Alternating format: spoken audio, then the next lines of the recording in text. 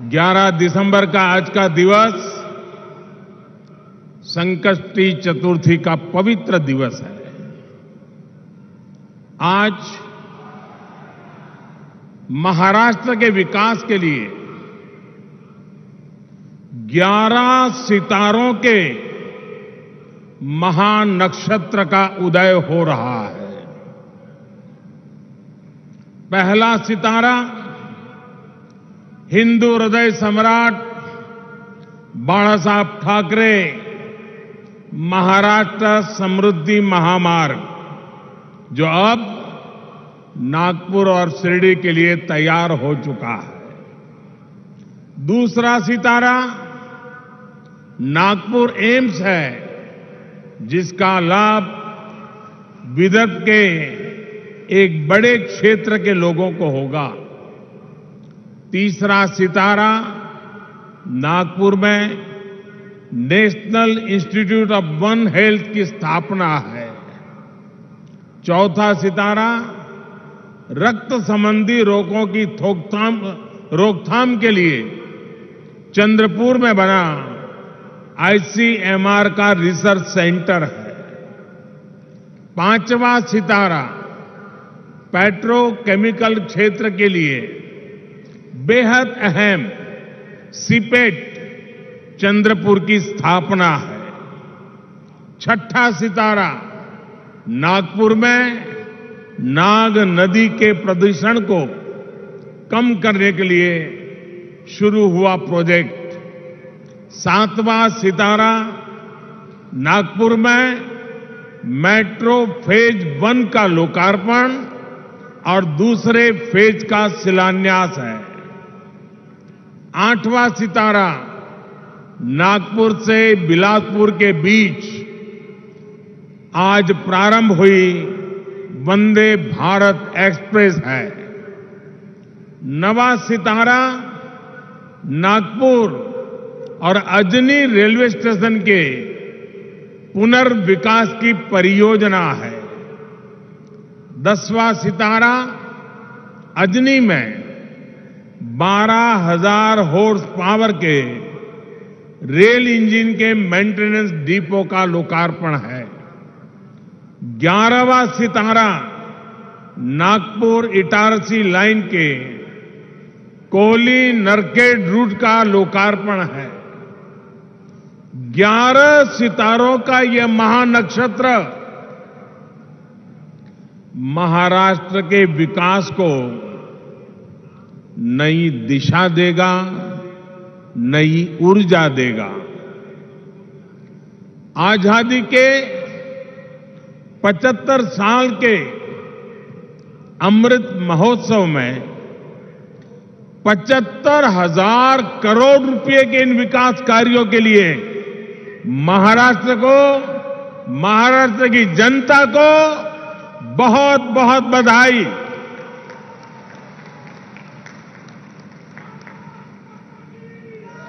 साथियों, आज का ये आयोजन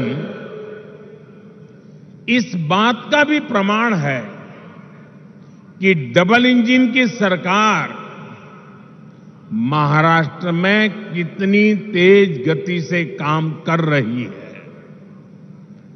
समृद्धि महामार्ग से नागपुर और मुंबई के बीच दूरी तो कम होगी ही, ये महाराष्ट्र के 24 जिलों को आधुनिक कनेक्टिविटी से जोड़ रहा है।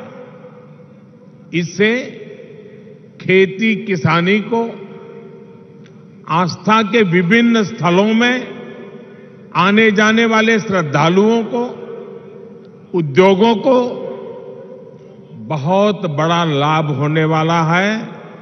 रोजगार के नए अवसर बनने वाले हैं।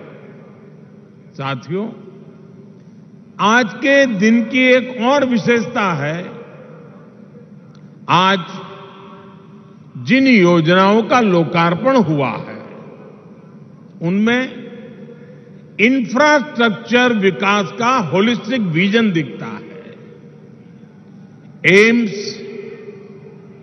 एक अपने आप में अलग तरह का इंफ्रास्ट्रक्चर है और समृद्धि महामार्ग दूसरी तरह का इंफ्रास्ट्रक्चर है।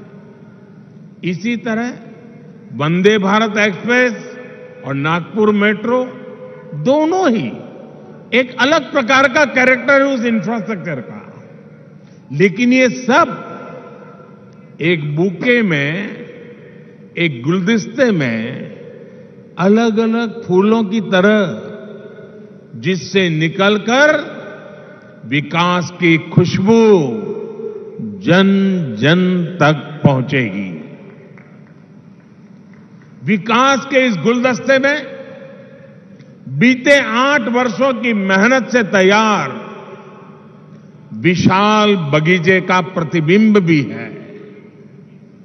चाहे बात सामान्य मानवी के लिए हेल्थ केयर की हो या फिर वेल्थ क्रिएशन की हो, चाहे बात किसान को सशक्त करने की हो या जल संरक्षण की हो, आज पहली बार देश में ऐसी सरकार है जिसने इंफ्रास्ट्रक्चर को एक मानवीय स्वरूप दिया है।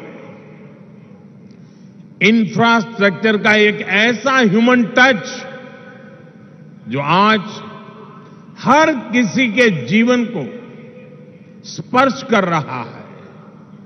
हर गरीब को 5 लाख रुपए तक का मुफ्त इलाज देने वाली आयुष्मान भारत योजना हमारे सोशल इंफ्रा का उदाहरण है।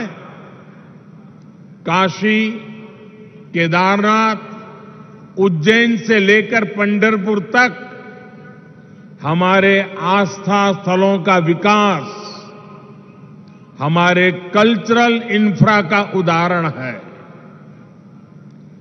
45 करोड़ से ज्यादा गरीबों को बैंकिंग सिस्टम से जोड़ने वाली जनधन योजना हमारे फाइनेंशियल इंफ्रास्ट्रक्चर का उदाहरण है।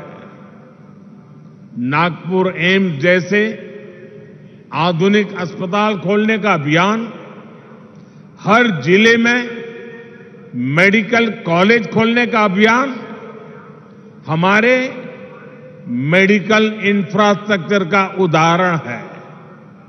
और इन सब में जो बात कॉमन है वो है मानवीय संवेदनाओं का तत्व, ह्यूमन टच, संवेदनशीलता। इंफ्रास्ट्रक्चर को हम सिर्फ निर्जीव सड़कों और फ्लाईओवर तक नहीं समेट सकते, इसका विस्तार कहीं ज्यादा बड़ा है। और साथियों, जब इंफ्रास्ट्रक्चर के काम में संवेदना नहीं होती, उसका मानवीय स्वरूप नहीं होता, सिर्फ ईंट, पत्थर, सीमेंट, चूना, लोहा दिखता है, तब उसका नुकसान देश की जनता को उठाना पड़ता है, सामान्य मानवी को उठाना पड़ता है। मैं आपको गोसीखुर्द डैम का उदाहरण देना चाहता हूं। 30-35 साल पहले इस डैम की नींव रखी गई थी और उस समय उसका अनुमानित खर्च 400 करोड़ रुपए के आसपास था।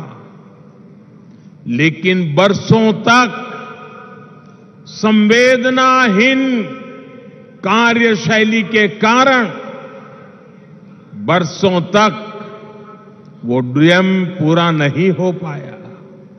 अब डैम का अनुमानित खर्च 400 करोड़ से बढ़कर के 18,000 करोड़ रुपए हो गया। 2017 में डबल इंजन की सरकार बनने के बाद इस डैम का काम तेज हुआ है, हर समस्या को सुलझाया गया है। मुझे संतोष है कि इस वर्ष ये डैम पूरा भर पाया है। आप कल्पना कर सकते हैं, इसके लिए 3 दशक से ज्यादा लगे, तब जाकर इसका लाभ गांव को, किसान को मिलने लगा। भाइयों और बहनों, आजादी के अमृत काल में देश विकसित भारत के विराट संकल्प के साथ आगे बढ़ रहा है।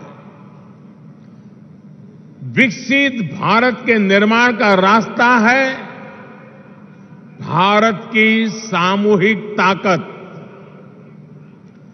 विकसित भारत के निर्माण का मंत्र है राष्ट्र के विकास के लिए राज्य का विकास।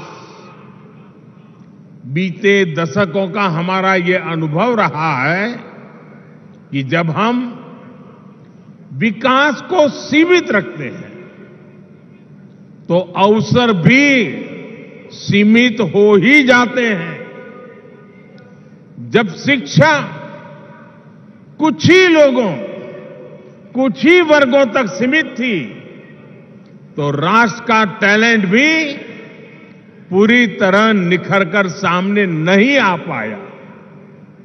जब बैंकों तक कुछ लोगों की पहुंच थी, तो व्यापार कारोबार भी सीमित ही रहा। जब बेहतर कनेक्टिविटी केवल कुछ शहरों तक सीमित थी, तो ग्रोथ भी उसी दायरे तक सीमित रही। यानी विकास का पूरा लाभ ना तो देश की बड़ी आबादी को मिल पा रहा था और ना ही भारत की असली ताकत उभर के सामने आ पा रही थी।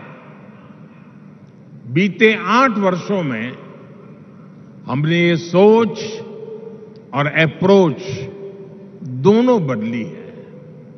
हम सबका साथ, सबका विश्वास, सबका विकास और सबका प्रयास, इस पर बल दे रहे हैं। और जब मैं सबका प्रयास कहता हूं तो इसमें हर देशवासी शामिल है और देश का हर राज्य शामिल है। छोटा बड़ा जो भी हो, सबका सामर्थ्य बढ़ेगा, तब जाकर भारत विकसित बनेगा।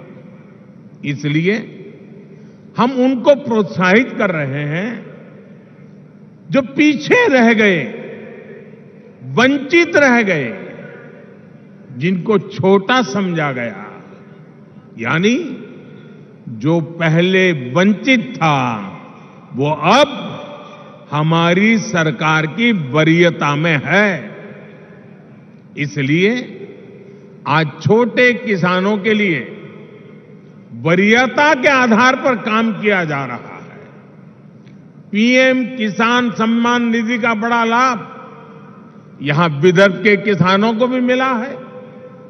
ये हमारी ही सरकार है जिसने पशुपालकों को वरीयता देते हुए किसान क्रेडिट कार्ड की सुविधा से जोड़ा है। हमारे रेहड़ी पटरी ठेले वाले भाई बहन, स्ट्रीट वेंडर्स, उन भाई बहनों को भी पहले कोई पूछता नहीं था, वो भी वंचित थे। आज ऐसे लाखों साथियों को भी वरीयता देते हुए बैंक से आसान ऋण मिल रहा है। साथियों, वंचित को वरीयता, वंचित को वरीयता, इसका एक और उदाहरण हमारे आकांक्षी जिलों का भी है। देश में 100 से अधिक जिले ऐसे हैं जो आजादी के इतने दशकों बाद भी विकास के अनेक पैमानों पर बहुत पीछे थे। इनमें से ज्यादातर आदिवासी क्षेत्र थे, हिंसा से प्रभावित क्षेत्र थे। इनमें मराठवाड़ और विदर्भ के भी अनेक जिले शामिल हैं। बीते 8 वर्षों से हम देश के ऐसे ही वंचित क्षेत्रों को तेज विकास की ऊर्जा का नया केंद्र बनाने पर बल दे रहे हैं। आज जिन प्रोजेक्ट्स का लोकार्पण और शिलान्यास हुआ है, वे भी इसी सोच और अप्रोच का प्रकट रूप है। साथियों, आज आपसे बात करते हुए मैं महाराष्ट्र के लोगों को, देश के लोगों को भारत की राजनीति में आ रही एक विकृति से सावधान भी करना चाहता हूं। ये विकृति है शॉर्टकट की राजनीति की। ये विकृति है राजनीतिक स्वार्थ के लिए देश का पैसा लुटा देने की। ये विकृति है करदाताओं की गाढ़ी कमाई को लुटा देने की। शॉर्टकट अपनाने वाले ये राजनीतिक दल, ये राजनीतिक नेता देश के हर करदाता के सबसे बड़े दुश्मन है, जिनका मकसद सिर्फ सत्ता में आना होता है, जिनका लक्ष्य झूठे वायदे करके सिर्फ सरकार हड़पना होता है, वो कभी देश नहीं बना सकते। आज एक ऐसे समय में जब भारत अगले 25 वर्षों के लक्ष्यों पर काम कर रहा है, तो कुछ राजनीतिक दल अपने निजी स्वार्थ में भारत की अर्थव्यवस्था को तबाह कर देना चाहते हैं।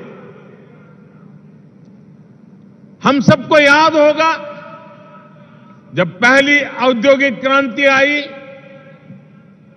हिंदुस्तान उसका लाभ नहीं उठा पाया। दूसरी, तीसरी औद्योगिक क्रांति में भी हम पीछे रहे, लेकिन आज जब चौथी औद्योगिक क्रांति का समय है, तो भारत इसे गंवा नहीं सकता।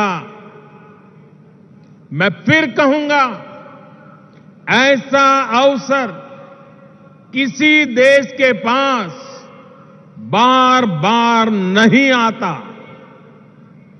शॉर्टकट से कोई देश चल नहीं सकता। देश की प्रगति के लिए स्थायी विकास, स्थायी समाधान के लिए काम करना, एक लॉन्ग टर्म विजन बहुत ही जरूरी है। और स्थायी विकास के मूल में होता है इंफ्रास्ट्रक्चर। एक समय दक्षिण कोरिया, साउथ कोरिया भी गरीब देश था, लेकिन इंफ्रास्ट्रक्चर के माध्यम से उस देश ने अपना भाग्य बदल दिया। आज खाड़ी के देश इतना आगे इसलिए भी है, और लाखों भारतीयों को वहां रोजगार मिलता है, लाखों भारतीयों को, क्योंकि उन्होंने भी बीते 3-4 दशकों में अपने इंफ्रास्ट्रक्चर को मजबूत किया है, आधुनिक किया है और फ्यूचर रेडी किया है। अरे कब आपको पता होगा, आज हिंदुस्तान के लोगों को सिंगापुर जाने का मन करता है। कुछ दशक पहले तक सिंगापुर भी एक सामान्य आइलैंड कंट्री हुआ करता था। फिशरीज से कुछ रोजी रोटी लोग कमा लेते थे, लेकिन सिंगापुर ने इंफ्रास्ट्रक्चर पर निवेश किया, सही आर्थिक नीतियों पर चला और आज वो दुनिया की अर्थव्यवस्था का इतना बड़ा केंद्र बना हुआ है। अगर इन देशों में भी शॉर्टकट की राजनीति हुई होती, टैक्स पेयर का पैसा लुटाया गया होता, तो ये देश कभी उस ऊंचाई पर नहीं पहुंच पाते जहां आज है। देर से ही सही भारत के पास अब यह अवसर आया है। पहले की सरकारों के समय हमारे देश के ईमानदार करदाताओं ने जो पैसा दिया, वो या तो भ्रष्टाचार की भेंट चढ़ गया या फिर वोट बैंक को मजबूत करने में खप गया। अब समय की मांग है कि सरकारी खजाने की पाई पाई का उपयोग देश की पूंजी, युवा पीढ़ी के उज्जवल भविष्य के लिए निर्माण पर खर्च होनी चाहिए। मैं आज भारत के हर युवा से आग्रह करूंगा, हर टैक्स पेयर से आग्रह करूंगा, ऐसे स्वार्थी राजनीतिक दलों को, ऐसे स्वार्थी राजनीतिक नेताओं को एक्सपोज करिए। आमदनी अठन्नी, खर्चा रुपया, ये वाली कुनीति लेकर के जो राजनीतिक दल चल रहे हैं, वे इस देश को भीतर से खोखला कर देंगे। दुनिया के कई देशों में हमने आमदनी अठन्नी, खर्चा रुपया, ये ऐसी कुनीति की वजह से पूरी अर्थव्यवस्था को तबाह होते देखा है। हमें मिलकर भारत को ऐसी कुनीति से बचाना है। हमें याद रखना है, एक और आमदनी अठन्नी, खर्चा रुपया, ये वाली दिशाहीन कुनीति और सिर्फ स्वार्थ है। वहीं दूसरी ओर देश हित और समर्पण भाव है, स्थायी विकास, स्थायी समाधान का प्रयास है। आज भारत के युवाओं के पास जो अवसर आया है, वो हम ऐसे ही जाने नहीं दे सकते। और मुझे खुशी है कि आज देश में स्थायी विकास और स्थायी समाधान को सामान्य मानवी का भी जबरदस्त समर्थन मिल रहा है। अभी पिछले सप्ताह गुजरात में जो चुनाव के नतीजे आए हैं, वो स्थायी विकास और स्थायी समाधान की आर्थिक नीति, विकास की रणनीति का परिणाम है। मैं शॉर्टकट अपनाने वाले ऐसे राजनेताओं को भी विनम्रतापूर्वक, आदरपूर्वक कहूंगा कि स्थायी विकास के विजन को समझिए, उसके महत्व को समझिए। आज देश के लिए उसकी कितनी जरूरत है, उसको समझिए। शॉर्टकट के बजाय स्थायी विकास करके भी आप चुनाव जीत सकते हैं, बार बार चुनाव जीत सकते हैं। ऐसे दलों को मैं कहना चाहता हूं, आपको डरने की जरूरत नहीं है।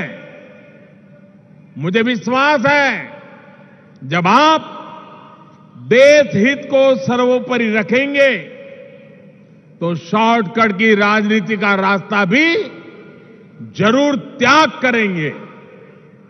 भाई और बहनों, एक बार फिर महाराष्ट्र के लोगों को, देश के लोगों को इन परियोजनाओं के लिए मैं बहुत बहुत बधाई देता हूं। और मैं मेरे नौजवान दोस्तों से कहता हूं, ये जो मैंने आज 11 सितारे दिखाए हैं, जो मैंने आज 11 सितारों की आपके सामने गिनती की है, ये 11 सितारे आपका भविष्य गढ़ने वाले हैं, आपके लिए अवसरों को जन्म देने वाले हैं। और यही रास्ता है, यही रास्ता सही है। एषः पंथः, एषः पंथः, इस मंत्र को लेकर के आइए पूर्ण समर्पण भाव से अपने आप को खपा दे। 25 साल का ये मौका हम जाने नहीं देंगे दोस्तों। बहुत बहुत धन्यवाद।